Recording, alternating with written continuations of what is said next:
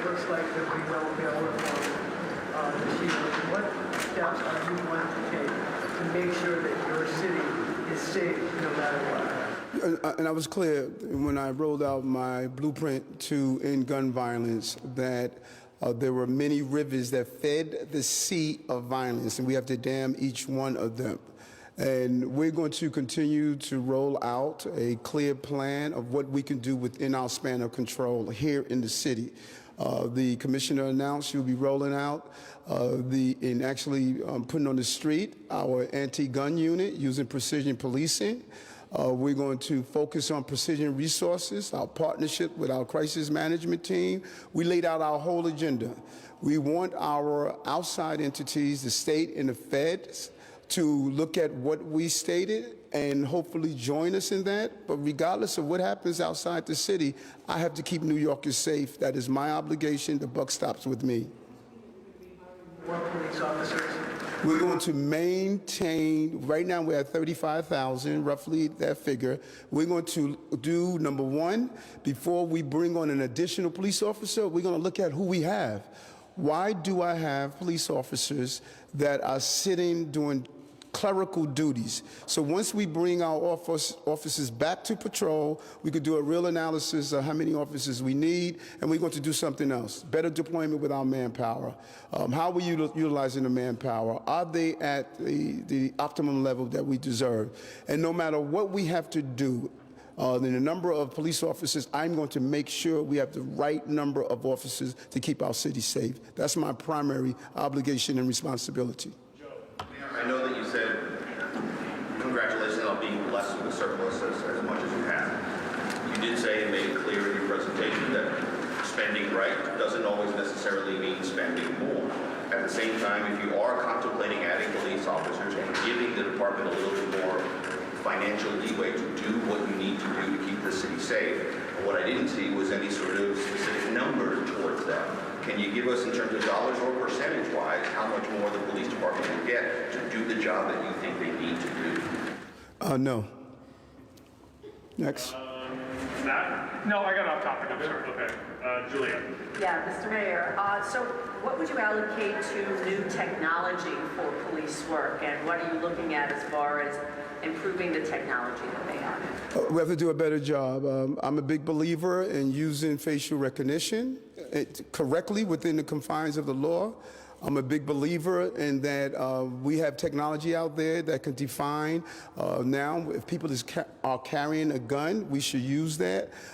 We should not leave any legal stone unturned to utilize technology to make New Yorkers safe. Other countries are using smart technologies to do so, and we're going to do that. We're not going to be intrusive and abusive with that technology.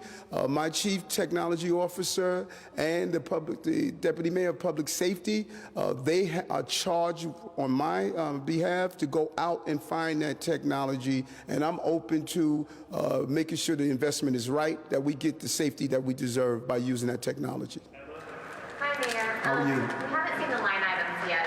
Is the NYPD budget growing, or is it getting smaller, or is it staying flat? Based on our preliminary look, the budget is going to be basically flat. There may be a slight decrease in the next few months, but it's basically going to remain flat. That's the number one concern right now, public safety. And I know that in previous years, people call for defunding police. I think that when we build out my overall plan and start to see them kick into gear of what I'm going to do to prevent crime, we're going to reach a place that we won't have to spend as much as we're dealing with the emergency that we're facing. But I'm not going to do anything that's going to get in the way of keeping New Yorkers safe, dealing with the proliferation of guns, and stop the violence that we're witnessing in our city. How are you? Good, how are you? Good. How much money did you set aside for labor negotiations? And can you give us, excuse me, an update on how that's going? I know a number of contracts are expiring or recently have expired or about to expire. We did something that was very important for those of you who continuously watch the budget. We had this make-believe $500 million in cost savings of labor. I was clear with my OMB director, we're not doing those games. Let's take that money out. We know that there are no cost savings that's there in labor. We took that $500 million out. We still have contracts that we have to negotiate. That is why we are proud to have over $6 billion in our reserve. We don't know the unexpected climate as we go to the tables and start negotiating our union contracts. I want my city employees who are predominantly black and brown women that are civil servants to be paid a fair salary, but at the same time, we must be conscious of taxpayers' dollars. And so, yes, we are understanding that we have contracts we have to negotiate, and that is going to be factored in to the decisions that we're going to make. Mr. Mayor, enrollment in schools in the Department of Education is declining. That's led to an increase in the budget. I'm wondering, you mentioned the PEG reductions in headcount. If you could talk a little bit about where you see those across agencies, and if you see there being kind of a right sizing of DOE personnel, particularly given the enrollment numbers that we're seeing. Good point. Good question. First, we paid for those decrease because there was a lot of uncertainty in 2021. We did it also in, I think, even 2020. And so now we're heading into 2022. It's time to right size. In 2022, we're going to look at the exact head counts. We're hoping that there's a level of confidence. Number one, we want all those folks who are living in Florida to, come on back to the city. This is their city. We want them back here, and we believe we're going to get the enrollment counts up. The name of the game, if we ensure this city is safe, you're going to see a massive return to the city. That's the number one thing I hear from those who have left the city, and it's crucial that we do so. And then we will make the adjustment if those numbers don't get back up to the proper head count. Mr. Mayor, one of your major asks in Albany was funding for more mental health. And I'm wondering, does this budget put any additional city funds towards that? If so, how much and how many beds? And what other mental health initiatives have you expanded or new initiatives are funded in the budget? So there's a couple of things. Number one, I'm happy to hear that the state, they heard our request for help. We repurposed psychiatric beds to have those who are dealing with COVID. That was something that we did during a period of emergency. Now they are going to repurpose those beds back to those who are dealing with mental health crisis. That's crucial for us. And we're going to take a more thoughtful approach that we've witnessed, particularly in street homelessness. I've said for some time now, it was a big mistake to ignore street homelessness on our subway system, on our streets. That is not the direction I'm going into. I'm moving to getting those who are living on the streets the support they need. We're ending the era of tents. We're ending the era of sleeping on our subway system with all your belongings. That era has ended in the city, but at the same time, we want to have additional help and giving people the mental health that they need, and that is why we want to repurpose how we're spending the dollars. All of this is going to be flushed out in the budget. This is a preliminary budget. 7 weeks into the administration, the team knows what the initiatives are, and we're going to flush out exactly what we're going to do in that area. Mr. Mayor, could you square the circle around keeping the police department budget flat as shootings are up by double and homicides are up by 75%? There's no circle to square. My police commissioner knows my charge. They know what they're doing. They understand that the better deployment. This is what I said for a long time, Nolan, that how we deploy our resources. Taxpayers deserve a better product. You can't have hundreds of police officers doing clerical duties when, as you said, shootings are up. We're seeing every major crime, we're seeing increases. Every man and woman must be on deck with the mission of the police department. I'm not going to taxpayers and say, let's spend more of your money when I'm not doing a good job in the agency with what they gave us already. We're going to redeploy our manpower. We're going to make sure that everyone who is supposed to be on the streets doing their job, they're doing their job. Then we will make the analysis if we have to put more money into it. So like the critique of the previous administration's management of the police department is they were throwing money at it and not getting results. Is that fair? Nope. What's the only thing that's fair is that, as Helen Keller stated, that the only thing worse than not having sight is to have sight and not vision. I'm a visionary. Mr. Mayor, I have a question for you about fair fares.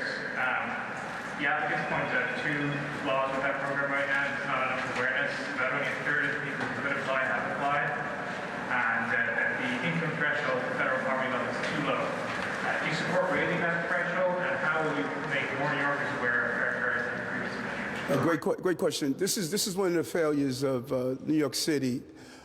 We expect people to come to government to find out about the resources. And then we advertise in our own little circles. We talk to each other. Those days are over.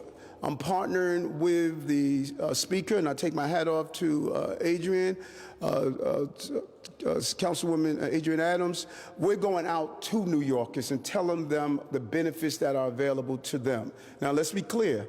There's never been a time that we spent more than $49 million into fair fares. We're bringing it up to over $70 million. We're getting it right. And we're going to continue to analyze the need. You're talking about putting money back into the pockets of New Yorkers. $2.75 per swipe.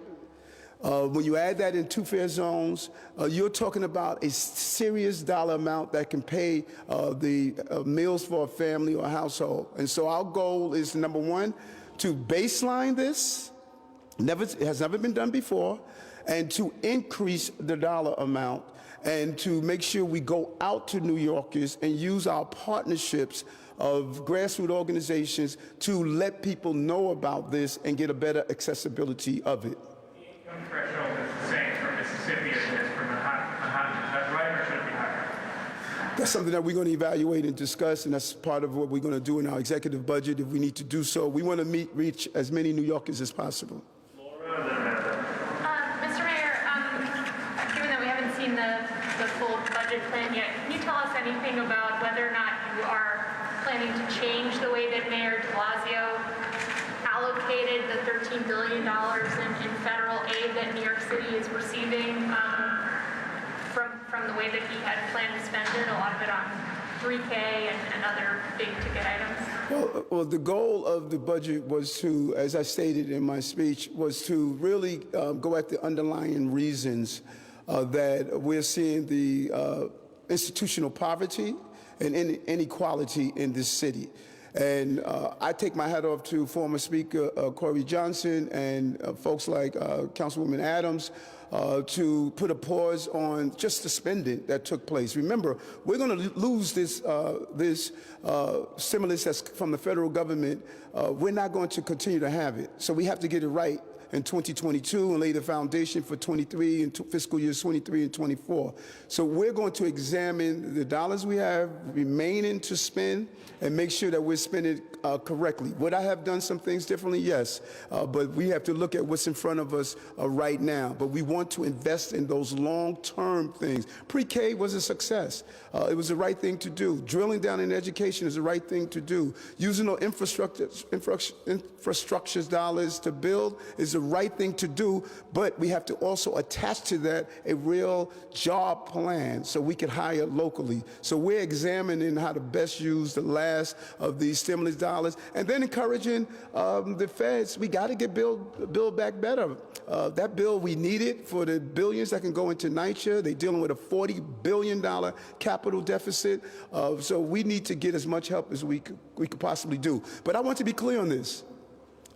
Regardless of the help we get, the buck stops with me. I have to take what we have, run an efficient city, and this city can run better than what we have witnessed. Mr. Mayor, how are you? Good. How are you doing? Good, thank you. So your budget address didn't really focus on COVID or really talking about preparation for a next great crisis, whether it's another pandemic or something like antibiotic resistance. I wanted to know specifically of why you're focusing on recovery, and from what I'm hearing, that's where a lot of the money and focus is being spent on versus looking at how we can get out of the pandemic fully and working to make sure that we're not hit as badly next time something like this happens. It's called $6 billion in reserve. You know, it's called having the pegs and tell everyone we have to do better to prepare for the uncertainties of the future. And I see myself not in crises. I see myself out of crises. And the best thing we can do, to deal with COVID is get back to work. People have to get back to work, you know, and, you know, we have to see this as we're in this together. Yes, if you are an accountant, a CPA, yes, you can work from home. But what happens if we lose the low-wage employees? That's going to impact your business. This is a circle. And so, you know, I'm hearing people often say that, you know, hey, Eric, you're not, you know, focused on COVID. I'm like, what are you saying? What are you saying? We have masterfully kept our schools open, brought down rates inside our schools so that parents can go to work. We have pushed the vaccine mandates, 75%. This has been the first 7-week average since November of less than 1,000 cases. This has been unbelievable, the success we've had around COVID. We took a crisis and thoughtfully ensured that the right leadership to do the right things to get our city back up and operating. New Yorkers did their job, vaccinated, boosters, taking testing. Now I need them to do one more job, go back to their job. Let's get our city up and operating. Mr. Mayor, good afternoon. You talked about mental health a little bit, and it's still being fleshed out. Do you plan on doing new vision work through the Mayor's Office of Mental Health, formerly known as Thrive, which was criticized for not tracking its spending over the years? And will that budget be similar to the $200 million it got last year? Here's where we're going with our new office, street homelessness. That's a focus we must look at. Street homelessness, and then we want to create partnerships to help those who are dealing with areas of depression and other issues around mental health crises. And then we need to go beyond. We have sat down with leaders in this field across the country.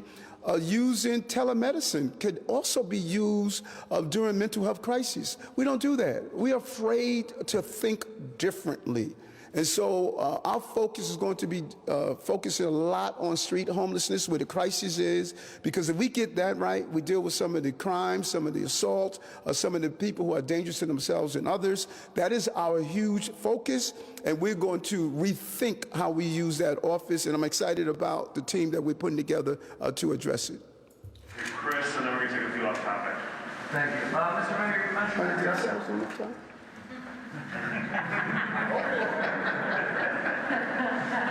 I hope we'll get some off topic, but anyway. So you want two questions. You want on topic and off topic. I'll start on two. Okay. So you mentioned in your speech earlier that the city has record amounts of reserves. At the same time, your administration is requesting $19 billion in additional bonding power from Albany. Why is that if you have record levels of reserves? Jack, can you feel like handling it? Yeah, these are two different issues. The reserve is for operations, whereas the request that we have in Albany is to fund a capital program. So two different things. Okay. How do you mean two different things? The reserve is coming out of the operations, at the expense budget. Okay. The request that we have in Albany is asking Albany to raise the bonding authority for TFA, which is the Transitional Finance Authority, is basically to fund the capital program, not to fund operations. Okay? All right, so let's do a few off topic. Let's start with Liz. This is actually on topic. So the city has this great testing infrastructure. It put in a vaccine mandate for the private sector. What else does the city need to do, or what else can the city do to incentivize private workers to come back to the office if they're comfortable working in their PJs and they feel that they're productive at home? What can the city do? Is there some kind of incentive they could dangle in front of these companies? What are the conversations you're having with CEOs? I met with my CEOs today. We had about 100 online. We meet with our small businesses and we meet with our corporations. And the message is clear. Number one, I need for them to help with 30,000 jobs with summer youth employments. Number two, we can't send mixed messages. We can't keep kicking the can down the road. We want you to come back in January. No, come back in February. No, come back in March. It's time. It's time. And then we have to be very clear so that people can understand if you are an accountant and you're staying home and it impacts that local diner, that local restaurant, it's going to impact you. Eventually, you're going to lose your clients. Because if our restaurants close, if our small businesses close, who's going to give you the business?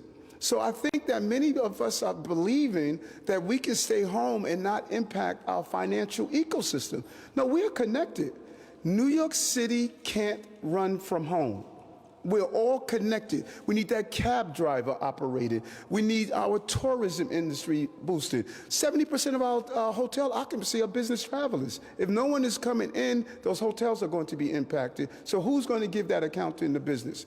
And so what I need my CEOs to do, and I shared with them today, is time to tell the employees, like I believe Microsoft just acknowledged and others, it's time to get back to work. Time frame? The time frame is now. I'm going to work. Now is the time for us to get back. And so I'm hoping within the next few weeks, the CEOs map out a real plan of this is when you need to come back. And there's certain companies that are open already and that have been really pushing through this COVID crisis. But I cannot be any clearer. We need people back to work. Mr. Mayor, the commissioner of the NBA today suggested that perhaps you would change the rules so a player like Kyrie Irving can play. Would you consider changing the rules, and if so, when? First of all, I think the rule is unfair. I believe that we are saying to out-of-town athletes that they can come in and not be vaccinated. Yet New York athletes, you have to be vaccinated. And they also do this for entertainers. I want people to know that. Entertainers can come here without being vaccinated and perform. I think it's unfair. And I'm not sure if a Boston fan created this rule. I don't know. But I am really, really leery about sending the wrong message. Having this city closed down again keeps me up at night. And the message was put in place, the rule was put in place. To start changing it now, I think it would send mixed messages. So I'm struggling with this, just to be honest with you. Maybe yes, no, maybe so. All right, we gotta go to that. How are you doing? You talked about the different streams that affect clients in New York City. Yes. How much does it hurt your plan to lose the war on one of those streams when it comes to bail reform? And also, you talked about Kendra's Law before you were elected mayor. Is that going to be one of your tools to address street homelessness? Let's first talk about that stream. We need to dam every river that feeds the sea of violence. And I believe that. But I can only do those things within my span of control. I don't dictate what happens in other areas of government. And listen, our founders of this great country, they made sure that one area does not control all the areas. I just can continue to advocate. And I believe in the long run that my conversation with the speaker and the majority leader, we're in the same place that we need to be safe. And we're going to continue to negotiate on how to accomplish that. And I'm not going to give up since we're both at that place of being safe, I think we're going to find a resolution to this. And I'm excited about the possibilities. Yesterday, you detailed the lack of diversity in the media. Can you detail the mechanism where that affects how you are covered?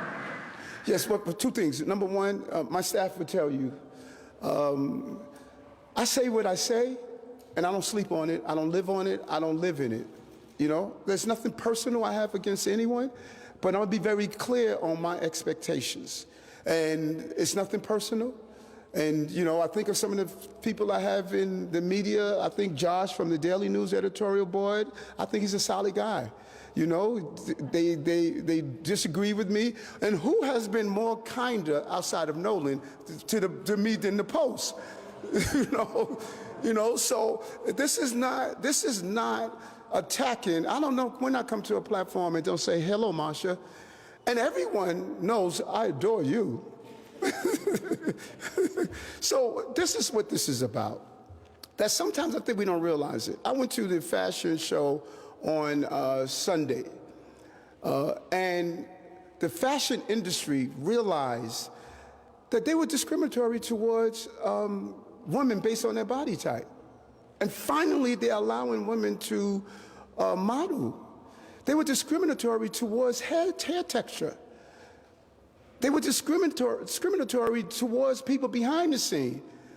We are at a place that we have to ask ourselves, if everyone is not around the table, then are we really getting different views from everyone?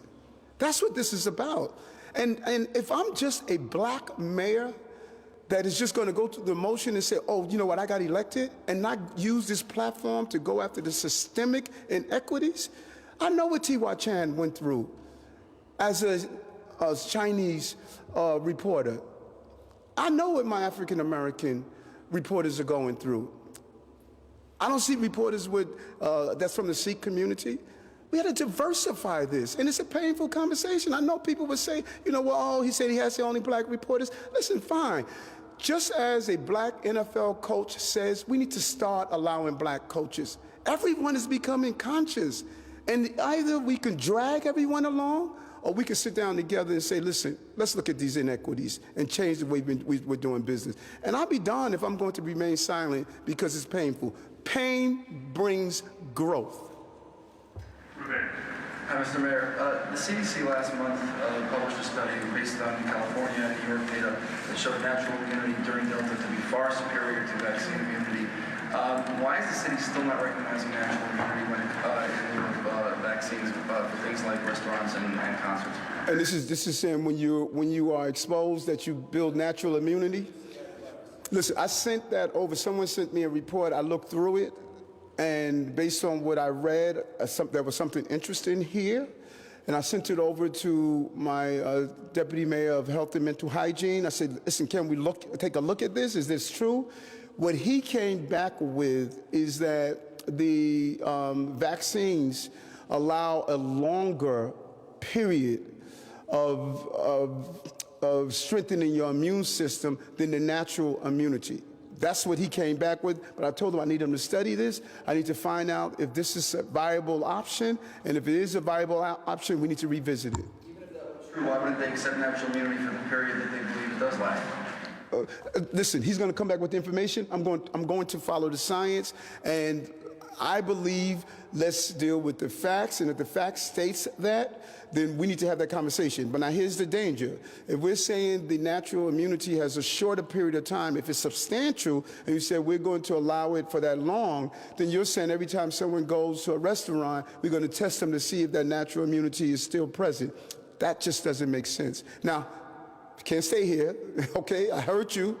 He's looking at it, and I'll hunt you down and give you the results of what he says. Juliet, last question. Yeah, Mr. Mayor, how did the meeting last night with the drill rappers come about, and what's your takeaway from that? It was the first time they were in the meeting of the cow, you know, that these young men and women was sitting inside. I don't know if you saw the picture, but for the first time in my life, I looked cool, hanging out with all of them. And it was very interesting because I don't know who said it, but they said, we heard you were going to ban drill rapping. I did not say that. You know, I was very clear on what I stated. And they came in with a lot of energy of, you know, here's the 62-year-old guy that don't understand young people and you want to destroy it. And I let them talk. And then I told them what I said, that violent people who are using drill rapping to post who they killed and then antagonize the people who they are going to kill is what the problem is. And they heard me, and we're going to be rolling out something in the next few days to deal with this issue. It was a great conversation. I was happy to have them there. Nolan. I got you. What's the question, Nolan? The question pretty simply is, if you walk into room 9, you'll see the walls covered with front pages of city newspapers. Yes. One said, please take our mayor, about your predecessor. Another said, I'm not a crook. Yes. You ran for mayor knowing what the coverage was going to be like. You Yes. got pretty milquetoast coverage about your visit in Albany. And you came up and you called the press corps racist in a 6-minute speech. What did you expect?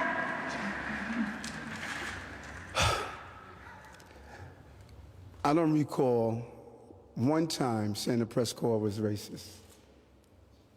Not once. I want you to go back and listen to what I said yesterday and see if I used the term racist at all. I want you to do that. This is exactly what I'm talking about. When you hear something comes from my mouth, you use the predisposition of your life to interpret what I say. And then when I express something based on my observation, it's called a rant. Eric is ranting. I am trying to help you, Nolan. I want you to grow. I want you to be kinder.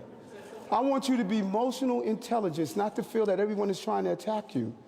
If you go and speak to some of your colleagues and ask them what are their feelings in your institution, let them tell you. Don't listen to me. Let them tell you what they're saying. I never called the press corps racist. That has never come out my mouth. But since you heard me say something that you didn't agree with, you interpreted it for me. I'm sure you didn't think I was saying the press corps was racist. I'm sure others. Oh, it's in the paper. It's in the paper. Go look at the tape. I have the transcript right here, Mr. Mayor. And the tape. I typed it because City Hall is still not sending out transcripts. And what you said is, I'm going to say this, and I'm not going to say it out of hate. I'm going to say it out of love. I'm a black man that's the mayor, and my story is being interpreted by people that don't look like me. And that was your response to stories that simply were about, you went to Albany seeking concessions from lawmakers. You did not score those concessions. The Jets go to Foxborough, get shut out. We say the Jets lost. We wrote stories saying you went to Albany trying to get key parts of your crime plan approved by Andrew Stewart Cousins and Carl Heastie, and you didn't get it, and we wrote stories that said you lost. I mean, what's the difference? Nolan, can I ask you a question? Would you be honest? Did I use the term racist? Well, Nolan, stay with me. Did I use the term racist? Well, how about this? No, Nolan, no. This is a simple question. Did I use the term racist? Come on, Nolan. You're not even willing to admit when you were inaccurate. Did I use the term racist? Okay, I'm not asking any more questions. Yeah. Thank you.